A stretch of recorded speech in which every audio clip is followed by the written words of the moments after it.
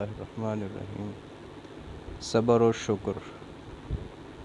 رنج و غم کے متعاقب اور دوام دور کس کی زندگی میں نہیں آتے، لیکن انسان کے روحانی کمال کا جوہر یہ ہے کہ ایک طرف حصول مقصد اور کامیابی کے نشے میں سرشار اور از خود رفتہ نہ ہو، تو دوسری طرف مصائب و آلام کی تلخی کو خندہ جبینی اور کشادہ دلی کے ساتھ گوارا کر لے، اور یقین رکھے کہ انسان کا فرض صرف عمل ہے۔ کامیابی اور ناکامیابی کا سررشتہ کسی بالا تر ہستی کے ہاتھ میں ہے۔ قرآن مجید میں اس آیت میں اسی نکتہ کی طرف اشارہ ہے۔ سورہ الحدید کی آیت 22 اور 23 کا ترجمہ ہے: جتنی مصیبتیں زمین پر اور خود تم پر نازل ہوتی تھیں، وہ ان کے وجود سے پہلے دیوان قضا میں لکھ لی گئی ہیں۔ یہ بات خدا کے لیے آسان ہے، یہ اس لیے کیا گیا تاکہ تم ناکامی پر غم اور حصول مقصد پر فخر نہ کرو۔ خدا مغرور اور فخار کو دوست نہیں رکھتا۔ رسول اللہ صلی اللہ علیہ وآلہ وسلم کو اپنی زندگی میں وہ بڑی سے بڑی کامیابیاں حاصل ہوئی جو اس آسمان کے نیچے نوع انسان کی کسی فرد کو حاصل ہو سکتی تھیں، تاہم آپ صلی اللہ علیہ وآلہ وسلم کے آئینہ دل میں کبھی فخر و غرور نے اپنا عکس نہیں ڈالا۔ آپ صلی اللہ علیہ وآلہ وسلم نے فرمایا کہ آپ صلی اللہ علیہ وآلہ وسلم سیدنا آدم علیہ السلام کے بیٹوں کے سردار ہیں، لیکن آپ صلی اللہ علیہ وآلہ وسلم کو اس پر فخر نہیں۔ عدی بن حاتم طائی نے، جو مذہباً عیسائی تھے، آپ صلی اللہ علیہ وآلہ وسلم کے جو حالات سنے تھے، ان کی بنا پر ان کو یہ شک تھا کہ آپ صلی اللہ علیہ وآلہ وسلم بادشاہ ہیں یا پیغمبر۔ جب وہ اپنے قبیلے کا وفد لے کر حاضر خدمت ہوئے، تو عین اسی وقت ایک مسکین سی عورت اپنی کسی غرض کے لیے بارگاہ اقدس صلی اللہ علیہ وآلہ وسلم میں آئی اور مجمع سے ذرا ہٹ کر کچھ سن لینے کی درخواست کی۔ آپ صلی اللہ علیہ وآلہ وسلم فوراً اٹھ کھڑے ہوئے اور اس وقت تک گلی میں کھڑے رہے جب تک وہ خود اپنی مرضی سے چلی نہیں گئی۔ عدی بن حاتم طائی کہتے ہیں کہ آپ صلی اللہ علیہ وآلہ وسلم کی تواضع اور خاکساری کا یہ عالم دیکھ کر انہیں یقین ہو گیا کہ آپ صلی اللہ علیہ وآلہ وسلم پیغمبر ہیں، بادشاہ نہیں۔ مفتوح شہروں میں داخل ہوتے ہوئے دنیا کے ہر فاتح کا سر غرور و ناز سے بلند ہو جاتا ہے، لیکن مکہ و خیبر کا فاتح اس وقت بھی اپنا سر نیاز بارگاہ ایزدی میں جھکا کر شہروں کے اندر داخل ہوا۔ ابن اسحاق نے روایت کی ہے کہ فتح مکہ میں جب حضرت صلی اللہ علیہ وآلہ وسلم ذی طوا میں پہنچے اور دیکھا کہ خدا نے آپ صلی اللہ علیہ وآلہ وسلم کو فتح کی عزت عطا کی ہے، تو آپ صلی اللہ علیہ وآلہ وسلم نے اپنی سواری پر توقف کیا۔ وہ ان الفاظ میں بیان کرتے ہیں جن کا ترجمہ ہے: جب حضرت صلی اللہ علیہ وآلہ وسلم ذی طوا میں پہنچے اور دیکھا کہ خدا نے آپ صلی اللہ علیہ وآلہ وسلم کو فتح کی عزت عطا کی ہے، تو آپ صلی اللہ علیہ وآلہ وسلم نے اپنی سواری پر توقف کیا تاکہ اپنا سر خدا کے سامنے جھکا لیں۔ پھر یہاں تک آپ صلی اللہ علیہ وآلہ وسلم جھکے کہ آپ صلی اللہ علیہ وآلہ وسلم کی ٹھڈی قریب تھی کہ کجاوا کی لکڑی سے لگ جائے۔ حضرت صلی اللہ علیہ وآلہ وسلم کثرت سے عبادت اور تسبیح و تحلیل کیا کرتے تھے۔ بعض صحابہ کرام نے عرض کیا، یا رسول اللہ صلی اللہ علیہ وآلہ وسلم، خدا تو آپ صلی اللہ علیہ وآلہ وسلم کو بے گناہ اور معصوم بنا چکا، اب آپ صلی اللہ علیہ وآلہ وسلم کیوں یہ زحمت اٹھاتے ہیں؟ ارشاد ہوا کہ جس کا ترجمہ ہے، کیا میں خدا کا شکر گزار بندہ نہ بنوں؟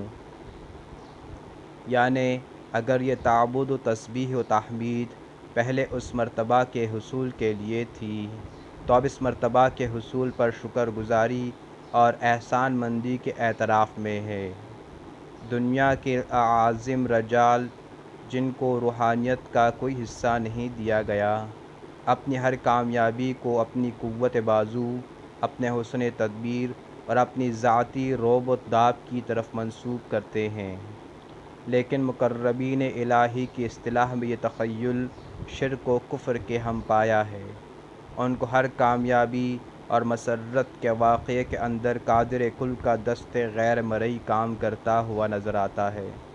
حدیث میں ہے، ترجمہ ہے کہ حضرت صلی اللہ علیہ وآلہ وسلم کے پاس جب کوئی خوشخبری کی خبر آتی تھی تو خدا تعالیٰ کا شکر ادا کرنے کے لیے آپ صلی اللہ علیہ وآلہ وسلم فوراً سجدہ میں گر پڑتے تھے۔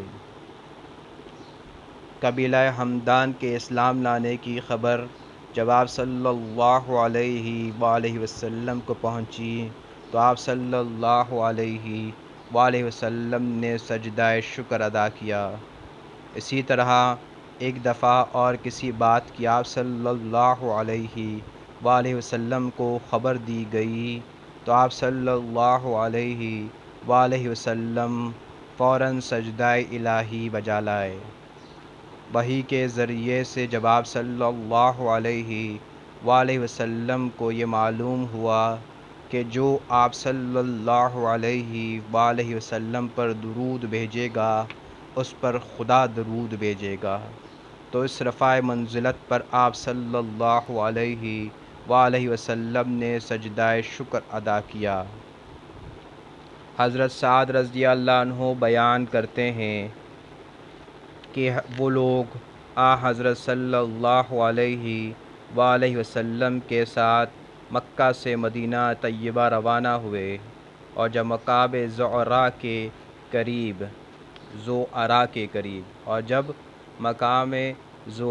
کے قریب پہنچے تو سواری سے اتر گئے اور ہاتھ اٹھا کر دیر تک بارگاہ الہی میں دعا کی، پھر سجدہ میں گئے اور دیر تک اسی حالت میں پڑے رہے، پھر سر اٹھا کر بدستور دعا کے لیے ہاتھ پھیلائے اور پھر دیر تک سجدے میں رہے، پھر اٹھ کر تضرع کے ساتھ دعا شروع کی اور اس کے بعد جبین نیاز خاک پر رکھی۔ اس دعا و سجود سے فارغ ہو کر آپ صلی اللہ علیہ وآلہ وسلم نے صحابہ کرام سے عرض فرمایا کہ آپ صلی اللہ علیہ وآلہ وسلم نے اپنی امت کی مغفرت کے لیے خدا سے دعا مانگی تھی، جس کا ایک حصہ مقبول ہوا، اسی لیے آپ صلی اللہ علیہ وآلہ وسلم شکر کے لیے سجدے میں گرے۔ پھر مزید درخواست کی، اس نے وہ بھی قبول کی۔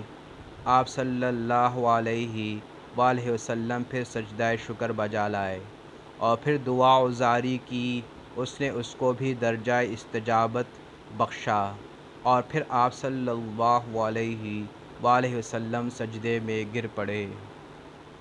سورہ والضحیٰ میں اللہ تعالیٰ نے آپ صلی اللہ علیہ وآلہ وسلم کے اسی وصف کو نمایاں فرمایا ہے۔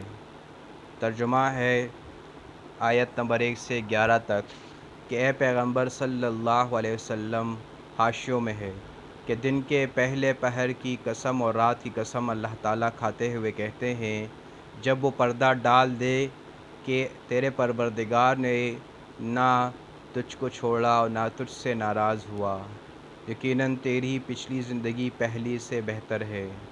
وہ تجھ کو وہ کچھ دے گا جس سے تو خوش ہو جائے گا۔ کیا اس نے تجھ کو یتیم نہیں پایا تو اپنی پناہ میں لے لیا، اور تجھ کو رائے حق کا جویا پایا تو اس نے سیدھی راہ دکھائی، اور تجھ کو مفلس پایا تو غنی کر دیا۔ ان نعمتوں کے شکریہ میں حاشیے میں ہے، یتیم پر ظلم نہ کرنا اور سائل کو نہ جھڑکنا، اور اپنے پروردگار کے احسان کو یاد کرتے رہنا۔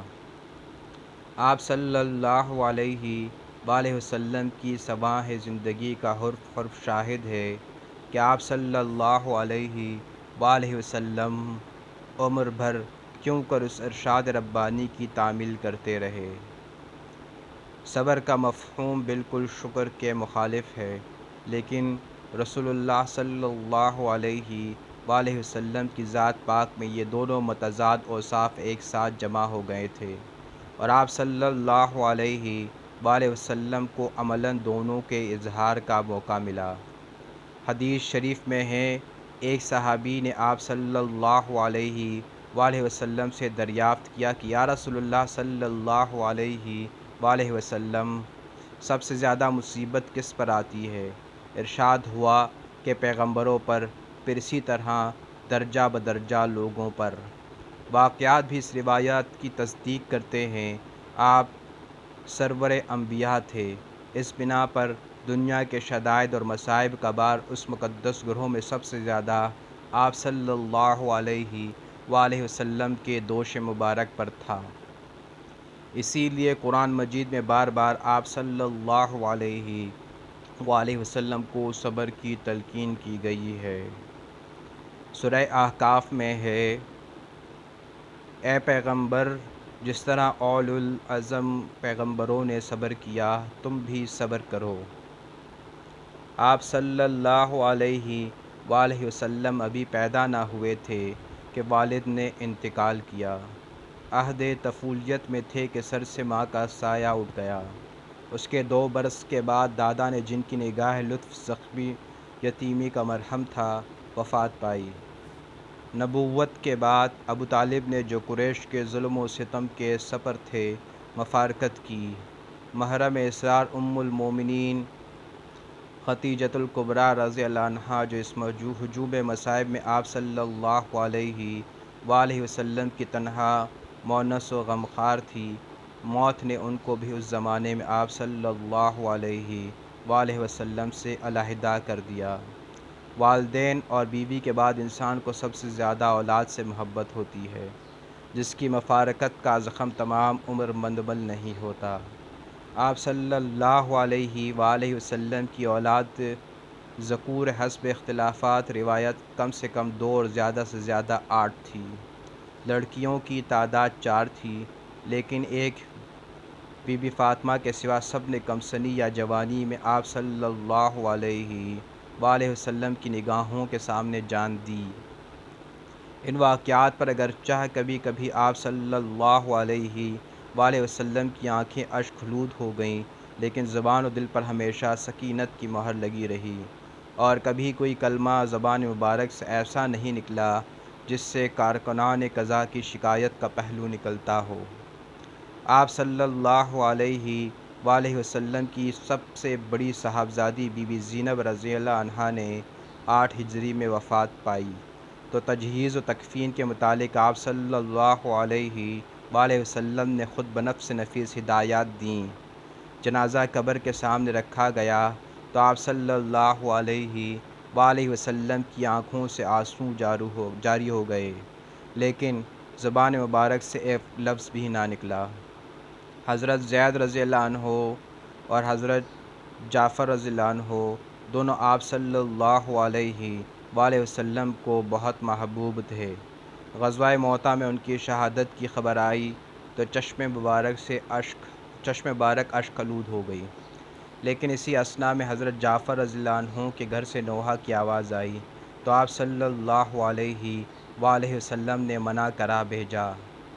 آپ صلی اللہ علیہ وآلہ وسلم کا ایک نواسہ، جس سے آپ صلی اللہ علیہ وآلہ وسلم کو محبت تھی، مبتلا نزاع ہوا تو صاحبزادی نے بلا بھیجا، لیکن آپ صلی اللہ علیہ وآلہ وسلم نے اس کے جواب میں سلام کے بعد یہ پیغام بھیجا۔ ترجمہ: اللہ تعالیٰ نے جو لے لیا وہ اسی کا تھا، اور جو دیا وہ بھی اسی کا ہے۔ اس کا ہر کام وقت مقرر پر ہوتا ہے۔ صبر کرو اور اس سے خیر طلب کرو۔ صاحبزادی نے دوبارہ باصرار بلوایا۔ آپ صلی اللہ علیہ وآلہ وسلم چند صحابہ کرام کے ساتھ وہاں تشریف لے گئے۔ بچہ آپ صلی اللہ علیہ وآلہ وسلم کی گود میں رکھ دیا گیا۔ وہ دم توڑ رہا تھا۔ آپ صلی اللہ علیہ وآلہ وسلم کی آنکھوں سے آنسو جاری ہو گئے۔ ایک صحابی نے کہا: یا رسول اللہ صلی اللہ علیہ وآلہ وسلم، یہ کیا ہے؟ فرمایا: جذبہ محبت ہے جو اللہ تعالیٰ نے اپنے بندوں کے دل میں رکھا ہے۔ خدا اپنے بندوں میں سے رحم دلوں ہی پر رحم کرتا ہے۔ ایک بار آپ صلی اللہ علیہ وآلہ وسلم سعد رضی اللہ عنہ بن عبادہ کی عیادت کو تشریف لائے اور ان کی حالت دیکھ کر فرمایا کہ انتقال کر گئے۔ صحابہ کرام نے کہا: نہیں یا رسول اللہ صلی اللہ علیہ وآلہ وسلم۔ آپ صلی اللہ علیہ وآلہ وسلم رو پڑے تو آپ صلی اللہ علیہ وآلہ وسلم کو روتے دیکھ کر صحابہ کرام بھی رو پڑے۔ آپ صلی اللہ علیہ وآلہ وسلم نے فرمایا: اللہ تعالیٰ آنکھوں کے آنسو اور دل کے غم کو منع نہیں کرتا، لیکن زبان کی طرف اشارہ کر کے فرمایا کہ اس سے عذاب ہوتا ہے۔ آپ کے صلی اللہ علیہ وآلہ وسلم کے بیٹے سیدنا ابراہیم کی وفات کے وقت جب آپ صلی اللہ علیہ وسلم کی آنکھوں سے اشک محبت جاری ہوئے تو عبد الرحمن رضی اللہ عنہ بن عوف نے کہا: یا رسول اللہ صلی اللہ علیہ وآلہ وسلم، یہ کیا بات ہے؟ فرمایا: یہ رحمت و شفقت ہے۔ حضرت عبد الرحمن رضی اللہ عنہ نے دوبارہ گزارش کی۔ ارشاد ہوا، ترجمہ ہے کہ آنکھ اشک ریز ہے، دل غمگین ہے، لیکن ہم وہی کہیں گے جو ہمارے رب کی مرضی ہو۔ اے سیدنا ابراہیم، ہم تیرے فراق میں بہت غمگین ہیں۔